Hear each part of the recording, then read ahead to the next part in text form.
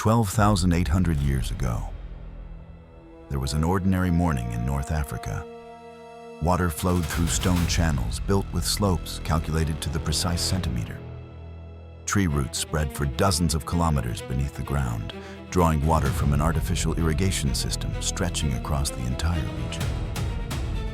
Stone roads connected settlements to one another, laid using a dry stone interlocking technique that modern engineers still acknowledge as remarkably sophisticated. It was an ordinary morning. Then everything ended. No one survived to tell the story. No written record was left behind. No oral tradition passed down intact enough to reach us today. Only the Earth still remembers. And the Earth has been telling that story in a language we have not been willing to read. Because if the Earth is right, then everything we think we know about the history of human civilization needs to be rewritten from the beginning. The Sahara today is 9 million square kilometers of sand and rock. We have seriously excavated and studied less than 1% of that area. And yet, within that 1%, we have already found enough to make a great many people deeply uncomfortable. Today we are going to go through it piece by piece. Every discovery, every finding that was blocked, reclassified, or buried a second time beneath layers of administrative paperwork and suddenly canceled budgets. And by the end, you will find yourself asking a question that has no comfortable answer. Are we simply unaware of what lies beneath the Sahara? Or have we made a quiet, collective choice not to know? Before we talk about what was buried, we need to talk about what once existed here. Mainstream geology admits one thing openly: the Sahara was not always a desert. Between roughly 11,000 and 5,000 years ago, this region was green and humid, dotted with lakes and threaded by rivers. Herds of animals moved across landscapes that today are nothing but dunes. Scientists call this period the African Humid Period, a neat chapter in geological history with a clearly defined beginning and a clearly defined end. But the timeline they give us has a serious problem that very few people stop to question. In 1981, a French geological survey team was drilling for water sources in southern Algeria when their drill bit stopped abruptly at a depth of about 127 feet. Not because of hard rock, not because of equipment failure. The drill had struck wood, petrified wood, lying horizontally inside the earth in a region that, according to the official historical record, should have been barren desert for tens of thousands of years. They kept drilling. At around 200 feet, they encountered a second layer of petrified wood. At 340 feet, a third. Each layer was horizontal, parallel to the others, and spaced at intervals that felt unsettlingly consistent. Then they ran ground-penetrating radar scans along the horizontal plane. The wood signature extended continuously for 43 miles, arranged in a pattern that was nearly a perfect rectangular grid. 43 miles in a rectangle. This is the point that matters. Natural forests do not grow in rectangles. Trees follow terrain, water sources, and wind patterns. A natural forest produces irregular, organic shapes with no right angles and no evenly spaced rows.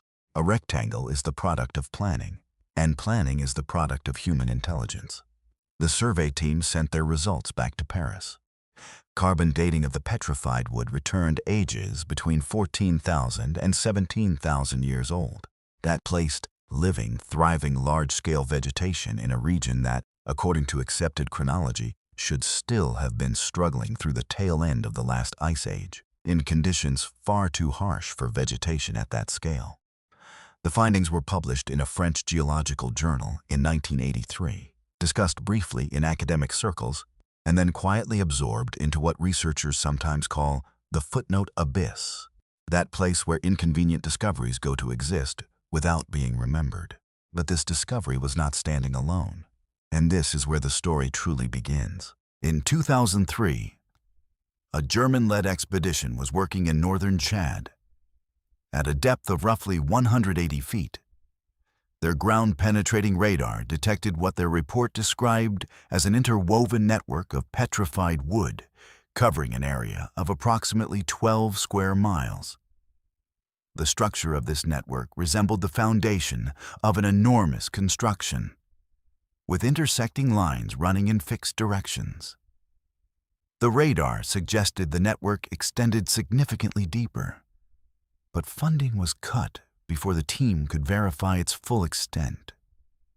A geologist on the expedition, speaking anonymously afterward, said the government officials had told them directly, "If you keep digging, you will find walls. And if you find walls, you will have to explain what those walls are doing here. And nobody wants to be standing in front of that question."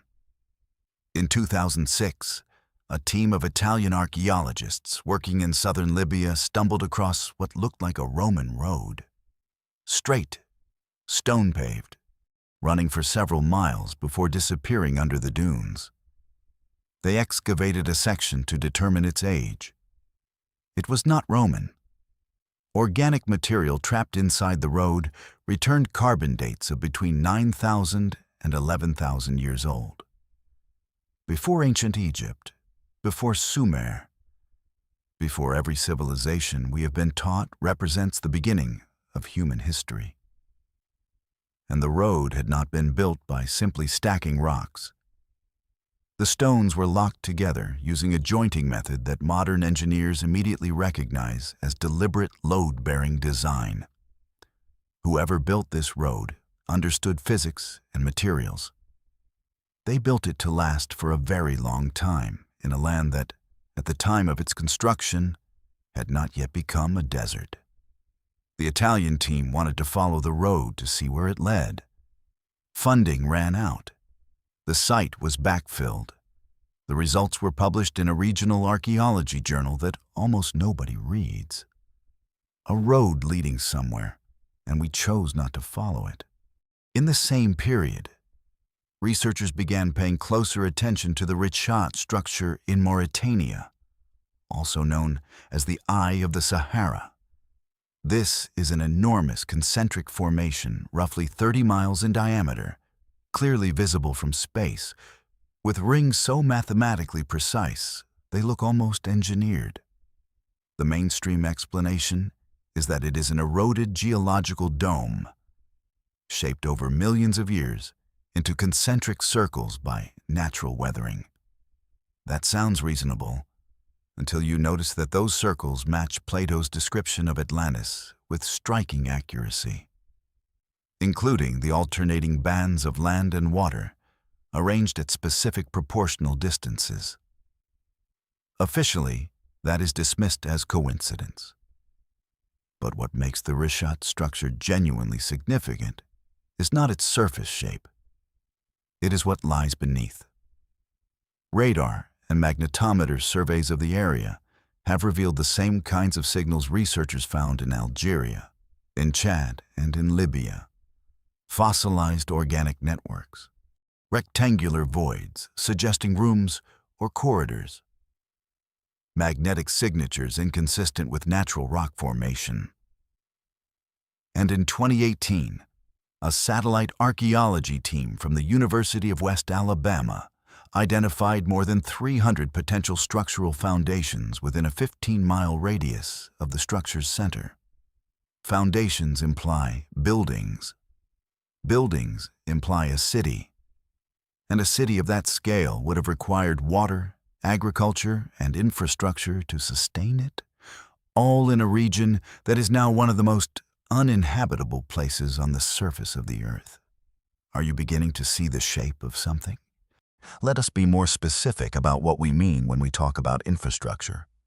In 1977, a Soviet geological team working in the Libyan desert found what their report called a gallery, an underground chamber approximately 800 feet long and 60 feet wide. The walls were coated in sandstone that had been fused into a glass-like surface, not carved, not smoothed, fused, by temperatures high enough to bring stone to a near-liquid state, and then let it solidify again. Running through the center of this gallery was a water channel, perfectly straight, sloping at a precisely calculated grade to direct water flow in a specific direction. Along the walls were petrified root impressions embedded in the fused stone, indicating that plants had been growing here while the channel was still in active use. The Soviet team used seismic equipment to trace that channel. It extended for more than 20 miles, connecting to other chambers, other channels, other voids that together formed what appeared to be a large-scale underground irrigation system. The report was classified in 1979. After the Soviet Union collapsed in 1991, several Russian researchers attempted to revisit the site. The coordinates listed in various reports did not match each other. Satellite imagery of the area showed nothing but sand. When a French team applied for excavation permits in 1998, the Libyan government denied them without explanation. That gallery, if it exists, is still down there somewhere beneath the Libyan desert, with its channel, its fused stone walls, and its root impressions, waiting.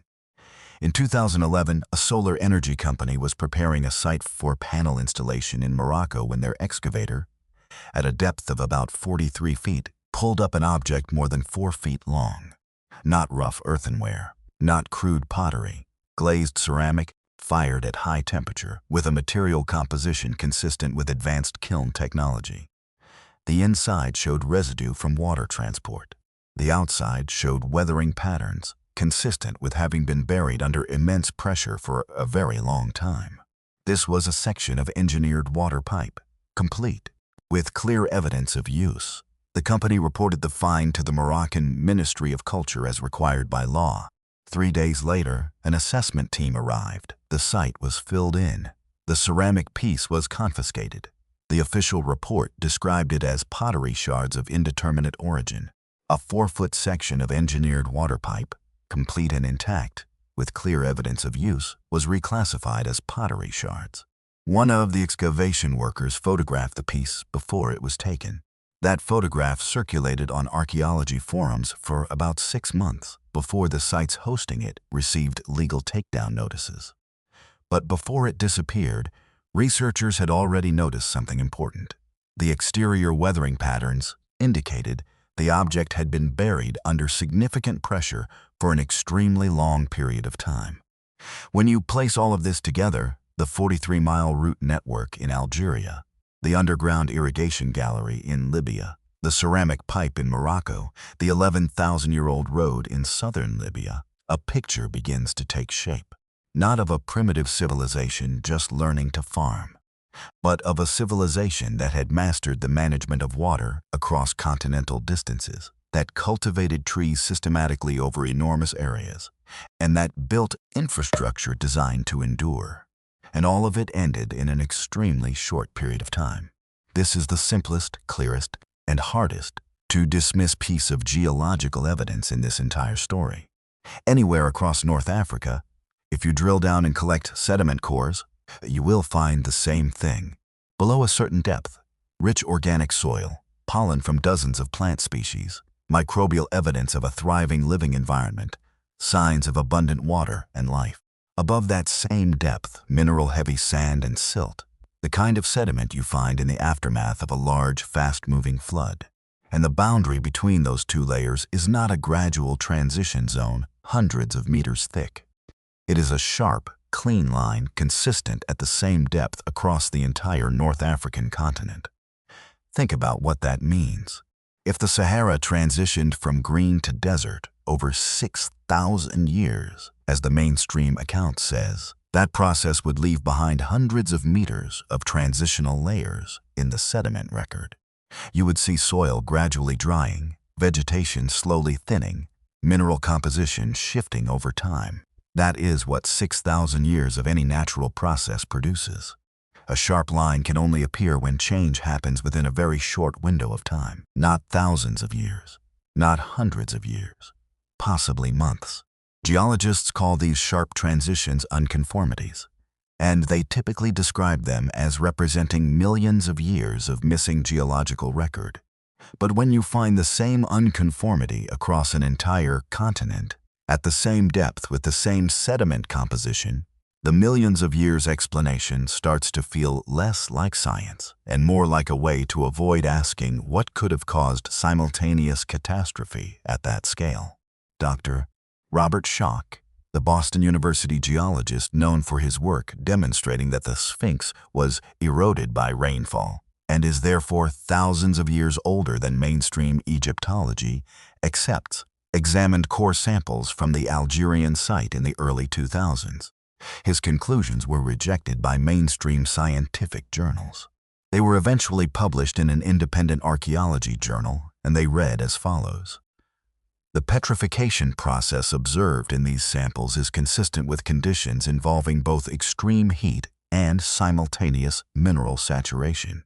This suggests a singular high-energy event rather than gradual geological processes. A singular high-energy event, translated into plain language. Something very large happened very fast, and it buried everything nearly instantly. The question is what? Mainstream science actually has a name for that event. They call it the Younger Dryas. Around 12,800 years ago, within the span of just a few decades, global temperatures dropped sharply. Glaciers that had been retreating began advancing again. Dozens of large animal species went extinct nearly simultaneously across multiple continents. The Clovis culture in North America, which had been flourishing, vanished from the archaeological record with almost no transition period. For many decades, the cause of the Younger Dryas was one of the great unsolved mysteries of geology. Then, beginning in the early 2000s, evidence began accumulating for a very specific hypothesis. In sediment layers dated to 12,800 years ago, found at sites across North America, Europe, and Western Asia, scientists discovered nanodiamonds, a form of carbon that only forms under the extreme pressures generated by cosmic impacts. They found elevated levels of iridium, an element that is rare on Earth but common in meteorites. They found millions of tiny glass spherules created when rock and soil were melted at temperatures no natural surface process can generate. And they found evidence of massive simultaneous fires across multiple continents, preserved as a thin layer of black carbon in the global sediment record. All of these markers appear at the same depth, at the same moment in time, around the world. The Younger Dryas impact hypothesis proposes that a fragment of a comet or asteroid broke apart in the atmosphere or struck the northern ice sheets, releasing an enormous amount of energy and triggering the rapid melting of vast quantities of glacial ice in an extremely short time frame. The hypothesis remains contested within the scientific community, but supporting evidence grows with each passing year. Now place North Africa inside that picture. When billions of tons of glacial ice melt suddenly at northern latitudes, that water does not disappear. It flows downhill, following valleys and natural drainage basins southward and westward. A significant portion of it would have moved across North Africa, carrying with it enormous quantities of mud, soil, rock, and debris. When that surge arrived, it would have covered everything in its path. Buildings, roads, trees, people. When the water finally receded, drawn into the ground or evaporated as the climate rapidly shifted, it left behind a thick layer of sediment. That sediment dried. Wind drove sand across it. Within a few hundred years, there was no surface trace of anything that had existed below, except for what had been buried quickly enough and deeply enough to fossilize rather than decay, like the 43-mile route network in Algeria, like the underground irrigation gallery in Libya, like the 11,000-year-old stone road in southern Libya, like the ceramic water pipe in Morocco. This is the mechanism that explains why the boundary layer beneath North Africa is sharp rather than gradual. It explains why the petrified wood in Algeria is preserved far too well for slow natural mineralization to account for. And it explains why we keep finding the infrastructure of an advanced civilization lying perfectly intact beneath tens of meters of sand, as though it was buried before it ever had time to fall apart. Now we arrive at the hardest question. If the evidence is there, if ground-penetrating radar can detect it, if satellite archaeology can image it, if every time someone accidentally digs deep enough they find something that does not belong in the accepted story, then why do we still know so little? The answer is not a single coordinated global conspiracy controlled by one unseen hand. The answer is simpler, quieter, and in many ways more troubling than that. It is the inertia of a system that has decided what it already knows. In 2015, A team from the University of Leicester used satellite data to identify more than 500 potential archaeological sites across a 30,000 square kilometer area in Sudan. Among these, 37 sites showed depth signatures indicating buried structures at between 100 and 300 feet down, with dimensions consistent with large public buildings. The team applied for excavation permits. They were denied. The official reason: insufficient infrastructure to support a dig of that scale. The real reason, according to a team member speaking off the record: nobody wants to find a city older than Egypt in Sudan because it breaks too many things. Too many things. That is the polite way of saying it would require rewriting textbooks, acknowledging that major academic institutions have been fundamentally wrong about foundational questions, and withdrawing funding from researchers who have built entire careers on the current narrative. Nobody needs to issue an order. The system does it on its own, through thousands of individual decisions made by thousands of individual people, each with their own perfectly reasonable-sounding justification for not asking the question one level deeper. Funding is cut before the dig goes deep enough. Results are published in journals nobody reads. Objects are reclassified as something less interesting. Sites are backfilled for safety reasons. Permits are denied on administrative grounds. Nobody is lying. Everyone is simply choosing the easier path. And the easier path leads to a Sahara that remains an endless, empty desert, just as it has always been described, containing nothing that challenges what we have already decided is true. But the earth does not care about those decisions. The earth only holds what it holds. And every year, erosion reveals a little more. Wind shifts the dunes and exposes a section of a wall. Flash floods wash away sediment and uncover tools, ceramics, fragments of something we do not yet have the right name for. The Sahara covers 9 million square kilometers. We have seriously studied less than 1% of it. Within that 1%, we have found enough to make people deeply uncomfortable. 99% remains untouched. Let us return to that last morning. Someone was checking the water channel. Someone was walking along the stone road. Someone was looking up at a northern sky and seeing something that did not look like any morning they had ever seen before: a streak of light, a cloud with a shape that had no name, something that arrived with no warning and no precedent. We do not know whether they understood what was coming. We do not know whether anyone survived and tried to pass the memory forward. We do not know whether the flood myths found in nearly every culture on Earth carry some faint echo of that morning buried inside them. What we know is that 12,800 years later, we are still trying to find them beneath 9 million square kilometers of sand. And what we have already found cannot be explained away. A 43-mile rectangular root network is not a product of nature. A razor-sharp boundary layer between living soil and dead sand is not the result of 6,000 years of gradual change. An underground water gallery with heat-fused walls is not the work of primitive people. An 11,000-year-old road built with sophisticated load-bearing joinery is not the achievement of hunter-gatherers just learning to shape stone. And a 4-foot section of glazed ceramic water pipe is not pottery shards. Someone was here. Someone built. Someone managed water and cultivated forests on a scale we cannot yet fully measure, because we have only seen less than 1% of what lies below. The question is not whether they existed. The question is what we are waiting for before we go looking for them.